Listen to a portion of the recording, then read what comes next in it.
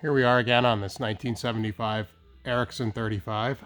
This area gives a little insight into the hull deck joint right here. This gray filler stuff was behind the wood that I took off after I removed the rub rail.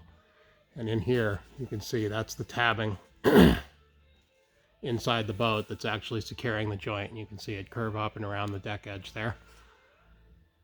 So that's kind of what's in there. In most places, the filler is thick enough that I don't see that.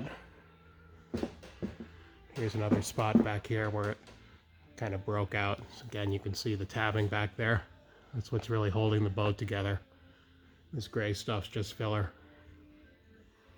Nothing structural. Been reaming out these old rub rail holes for filling, and I'm going to come through with epoxy and fill all these voids like this. And any places like this on the rail where it's not quite flush underneath, that's why there's still some of the gel coat here.